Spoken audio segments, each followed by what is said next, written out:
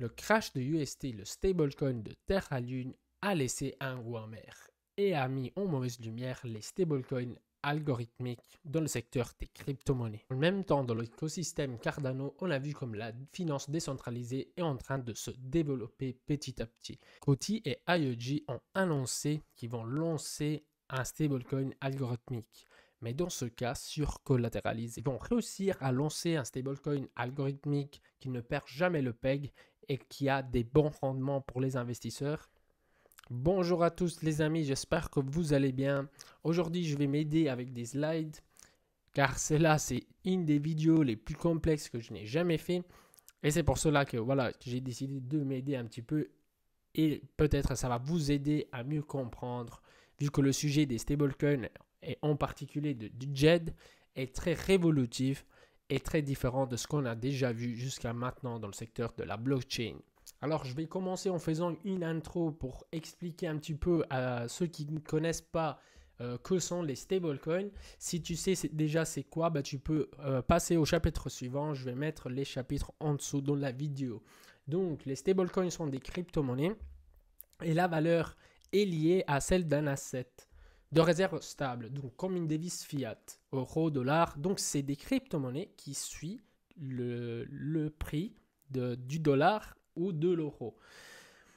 Et donc, du mot même, stable et monnaie, on peut comprendre que voilà, c'est une monnaie stable qui ne bouge pas.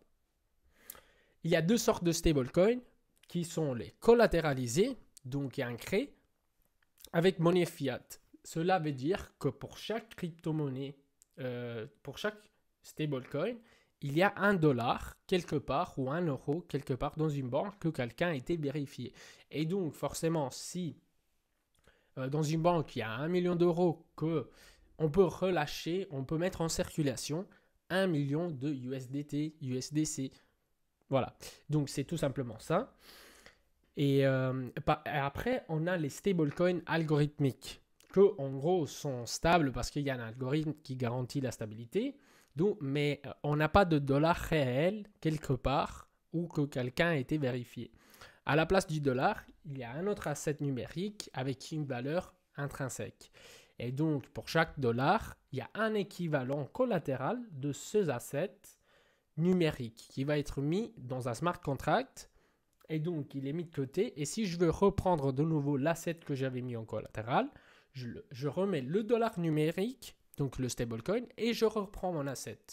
Donc, ça peut se faire avec une crypto-monnaie. Donc, si j'ai 50 euros de Bitcoin et je vais le mettre en collatéral, ça, c'est un asset numérique.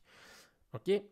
Donc, maintenant, comme l'asset qu'on va mettre, comme l'exemple du Bitcoin monte et descend en prix, il y a un risque qu'on puisse perdre le PEG. Donc, le PEG, ça veut dire être incré.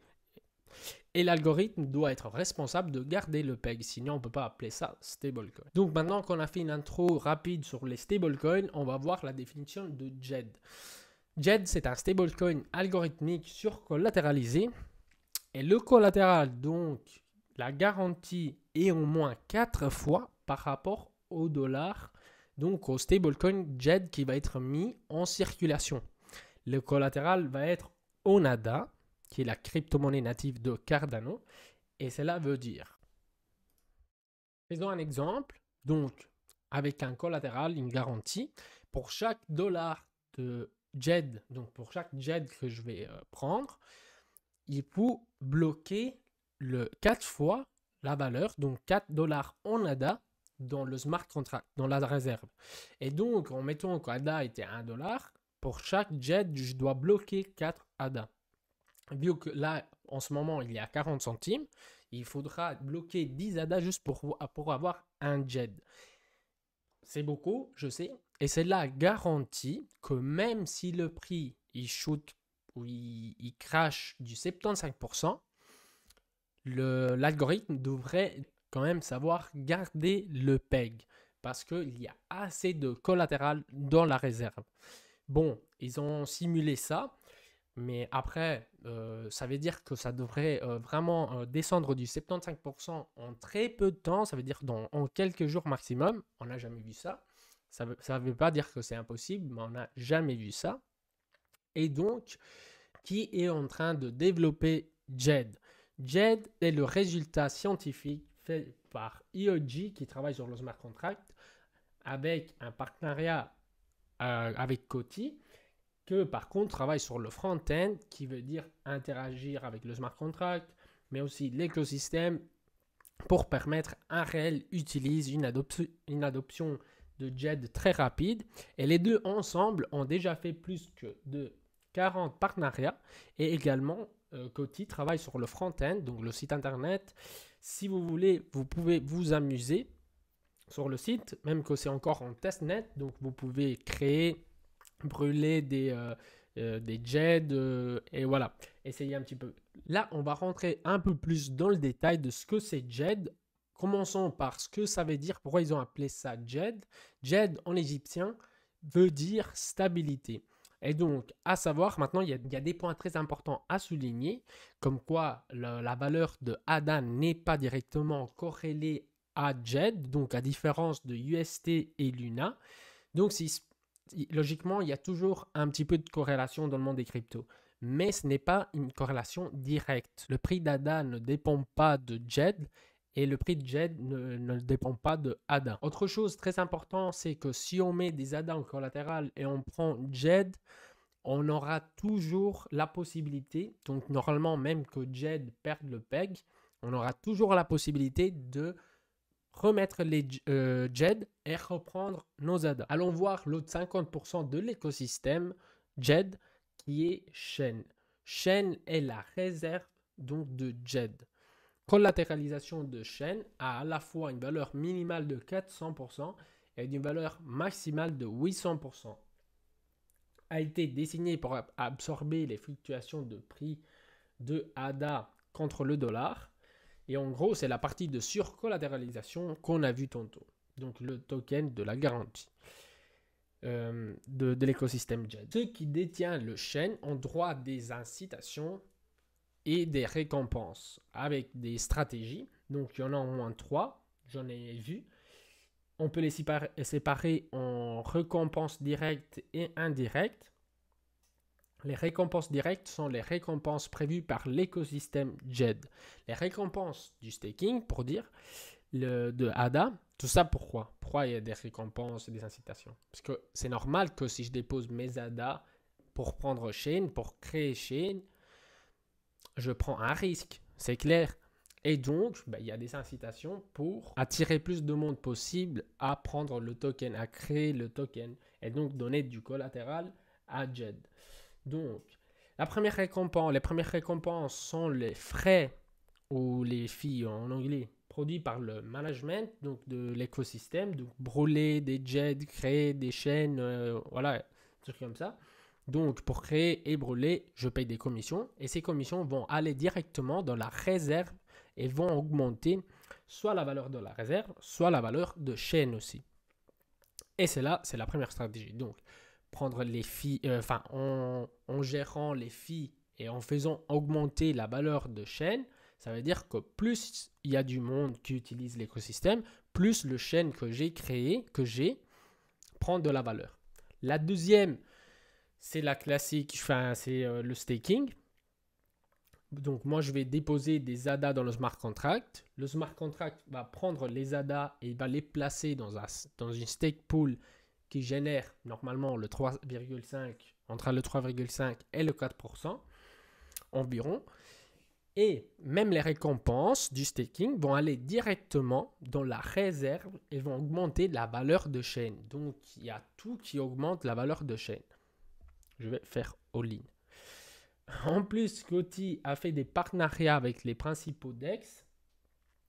Et on le sait, dans la finance décentralisée, on peut donner de la liquidité et faire aussi du farming. Et je vais aller récupérer une troisième récompense avec ça. Donc, on a dit que la collatéralisation de JED dans des conditions optimales varie entre le 400 et le 800%. Maintenant, on va voir des caractéristiques de Chain. Donc, vous avez vu ici que Chain, vous avez vu ici que j'ai mis la collatéralisation de Chain à la fois une valeur minimale de 400 et maximale de 800%. Pourquoi ? On a dit que celui qui vient investir dans cet écosystème va devoir acheter des chaînes. Et comme on a dit tantôt, en achetant des chaînes, je prends un risque. Et si je prends un risque, je vais des récompenses. Et si on dépasse le 800%, on crée trop de chaînes et les récompenses vont être diluées, vont être automatiquement. Et les récompenses seront trop petites pour l'investisseur. Et donc, c'est pour cela qu'on ne peut pas dépasser les 800%. Sinon, ça ne vaut pas le coup. Tout simplement. Et donc, on a dit que Chain absorbe la fluctuation de la variation du prix en dollars de ADA. Et détenir Chain donne des récompenses. Chain est décentralisé. Et ça, c'est très important. Chain est décentralisé dans le sens qu'il n'y a personne. En fait, il est dans les mains de la communauté qui peut le créer, le brûler, donc le gérer avec le smart contract.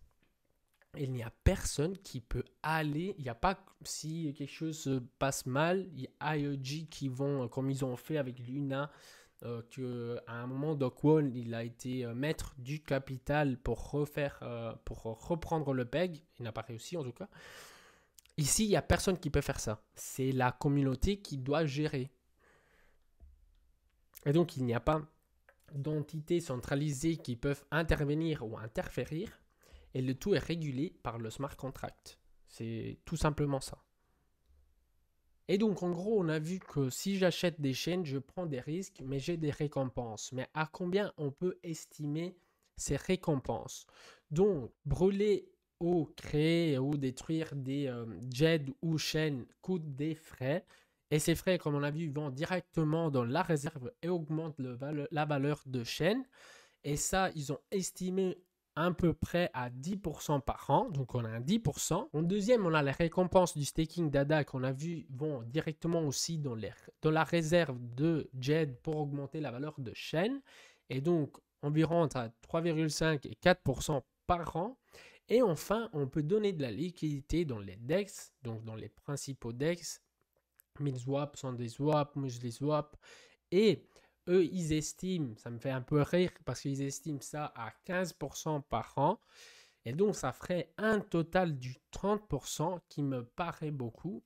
Mais même qu'on est dans, environ entre le 10 et le 15%, un stablecoin décentralisé algorithmique, le 10-15%, ce serait vraiment déjà magnifique. Dernière chose très importante, c'est qu'en fait, ils sont déjà en train de tester un stablecoin pareil, donc à savoir dans l'écosystème Ergo, et le stablecoin s'appelle Sigma USD. Ergo a descendu du 85% et Sigma USD n'a jamais perdu le PEG. Donc c'est totalement différent par rapport à UST, Luna et tout ça, car le prix d'ADA n'est pas lié au prix de JED. Et en deuxième, c'est un stablecoin décentralisé. Donc il n'y a personne qui peut intervenir. Les amis, si vous êtes arrivés jusque-là, je vous remercie pour votre attention. Ensuite, je vous souhaite une bonne soirée. Et si la vidéo vous a plu, si vous avez apprécié cette vidéo et les contenus que j'apporte tous les jours, vous pouvez vous abonner à la chaîne aussi pour ne jamais rater une seule vidéo.